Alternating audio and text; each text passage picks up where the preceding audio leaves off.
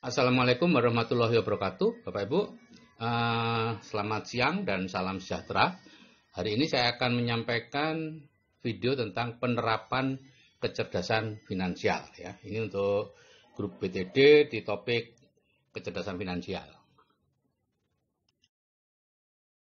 Ini cara menerapkan kecerdasan finansial itu ada 3, Bapak Ibu. Yang pertama 3 langkah ya.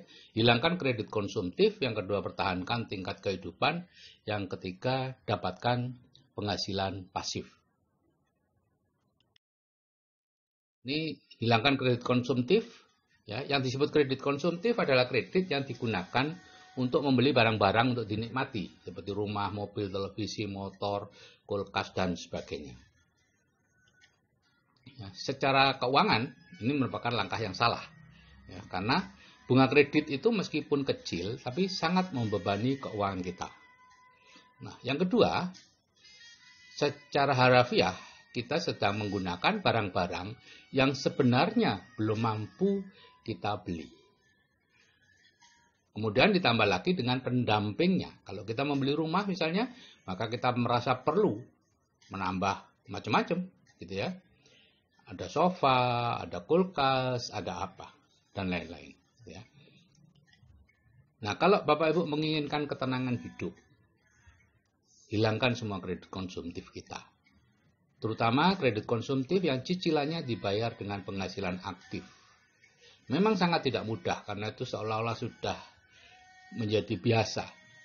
Tapi itu tidak biasa, Bapak Ibu. Ya. Dan memang membutuhkan tekad yang kuat. Jadi segera hilangkan kredit konsumtif Anda kalau Anda memang ingin memiliki kehidupan yang tenang, tidak dikejar-kejar hutang. Yang kedua, pertahankan tingkat kehidupan. Orang Tionghoa memiliki falsafah, jika kita mendapatkan 100, hanya 10 yang boleh dimakan. Sedang yang 90 digunakan untuk kepentingan masa depan. Nah, saya dulu tentu juga kaget Bapak Ibu, karena jangankan makan 10, menyisakan 10 saja sudah susah gitu ya. Nah, tapi ternyata memang ya itulah yang memang harus kita lakukan kalau kita ingin memiliki kehidupan yang baik di masa depan.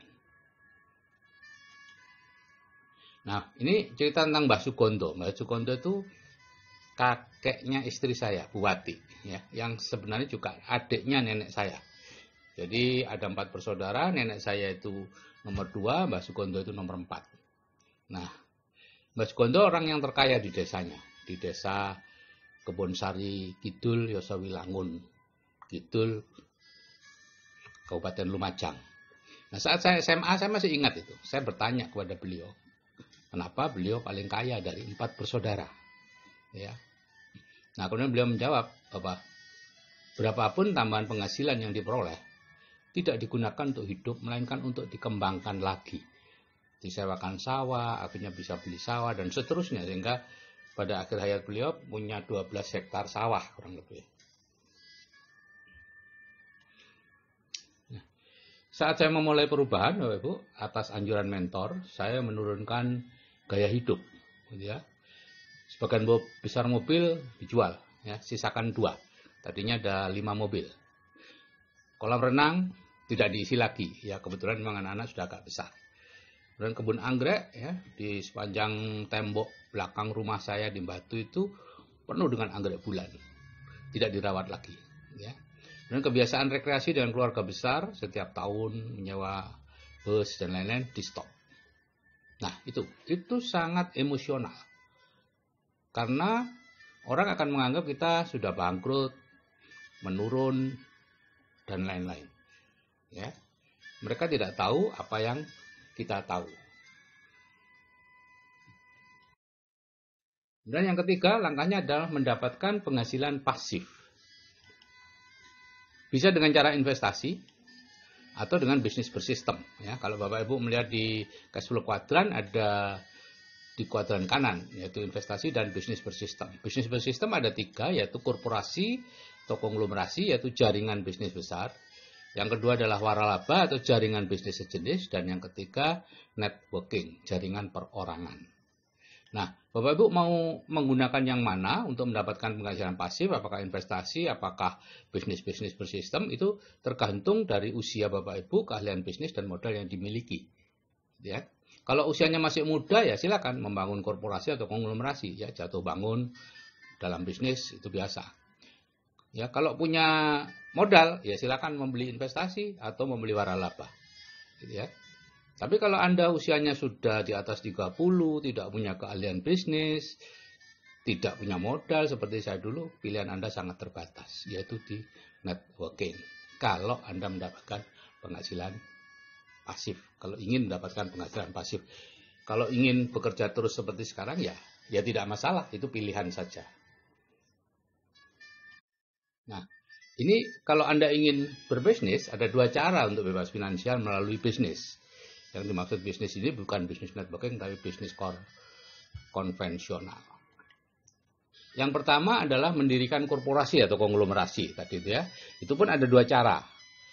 Yang pertama adalah coba-coba, artinya melakukan sendiri semuanya, ya, mendirikan bisnis, kemudian membangun sistemnya sehingga menjadi autopilot.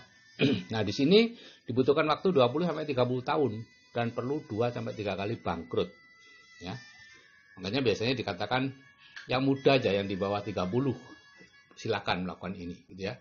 Yang di atas 30 sudah berkeluarga dan lain-lain kadang-kadang sulit. Karena secara sikap sudah tidak benar. Kemudian cara yang kedua adalah membangun bisnis networking sampai berhasil. Ya. Bisnis networking yang benar. Kemudian menerapkan ilmunya untuk membangun korporasi. Ya, jadi Robert Kiyosaki mengatakan bisnis networking dengan sistem yang sudah teruji, ya, usianya sudah di atas 10 tahun, kemudian memiliki pendidikan yang baik. Atau cara yang berikutnya adalah 4 langkah menuju kebebasan finansial. Ya, tadi dua cara ya.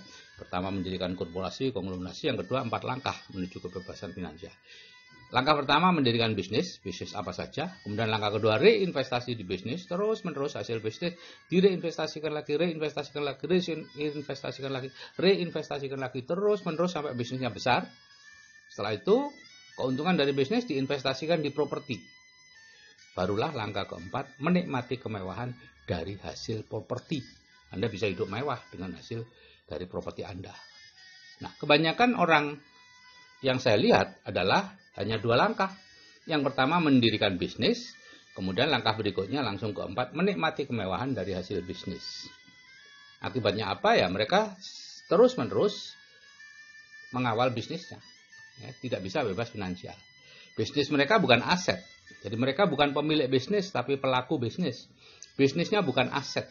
Yang menjadi aset adalah diri mereka sendiri.